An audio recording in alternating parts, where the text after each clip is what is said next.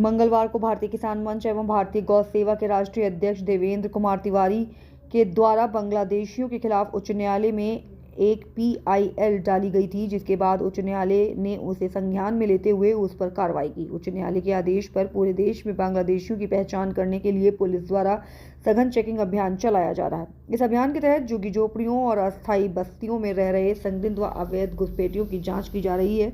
उसी को लेकर मंगलवार को देवेंद्र कुमार तिवारी ने लखनऊ में हजरतगंज में अपनी टीम के शहर नॉनवेज होटलों पर चेकिंग की और वहां काम कर रहे लोगों से उनके आधार कार्ड देखे और उनकी पुष्टि की, लेकिन वहीं उन्हें कई दुकानों पर काम कर रहे लोग आधार कार्ड तक नहीं दिखा पाए, जिसको लेकर उन्होंने आपत्ति जताई। साथ ही कहा कि ये तो लखनऊ का पॉश इलाका है, जहां इस तरह पश्चिम बंगाल सहित अन्य प्रदेशों के लोग रह रहे हैं। पुलिस जांच कर रही है। उन्होंने कहा कि उनका उद्देश्य यह है कि इसे भारत की आंतरिक सुरक्षा मजबूत रहे।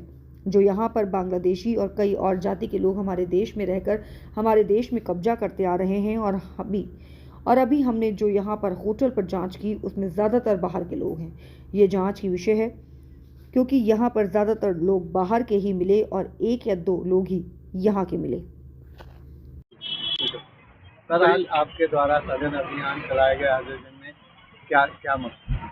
मेरे द्वारा करीब 3 महीने पहले माननीय उच्च न्यायालय में एक PIL दाखिल की गई थी, जिसमें भारत की आंतरिक सुरक्षा एवं जगह जगह हो रहे ब्लास्ट और आए दिन कोई न कोई आतंकी घटनाओं को देखते हुए माननीय उच्च न्यायालय में हमारे विद्वान अधिवक्ता कार्तिकेय सिंह जी ने, जो लेफ्ट रीडर के संस्थापक हैं, उन्होंने मेरी तरफ से एक मुकदमा दाखिल किया, जिसमें हमने तमाम सारे उत्तर प्रदेश सहित पूरे देश में भ्रमण किया, जहाँ तमाम बांग्लादेशी, रोहिंग्या और अन्य जगह के लोग अवैध तरीके से रह रहे थे। उनके सारे साक्ष्य एकत्रित किए और माननीय न्यायालय में प्रस्तुत किया। माननीय न्यायालय ने आदेश किया कि उत्तर प्रदेश सहित पूरे भारत में जितनी भी एजेंसियां हैं, UDI, इलेक्शन कमीशन, सबको, इसमें इलेक्शन कमीशन ने अपना जवाब भी दाखिल किया, लेकिन अन्य एजेंसियों ने अभी नहीं दाखिल किया है, तैयारी चल रही है।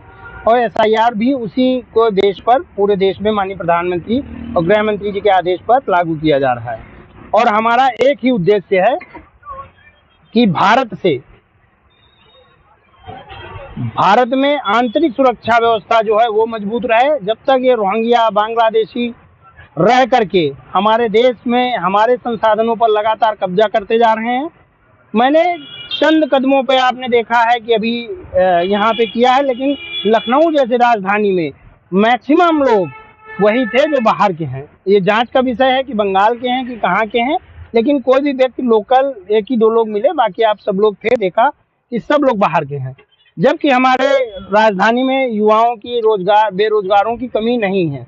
बेरोजगारी भी ये कह सकते हैं कि लगातार बढ़ रही है, लेकिन हमारे संसाधनों पर अन्य समुदाय के, विशेष समुदाय के लोग जो बाहर से आए हुए हैं, उनका कब्जा होता जा रहा है, जिसे हम पूरी तरह से देश से सैनिटाइज करके बाहर किया जाएगा।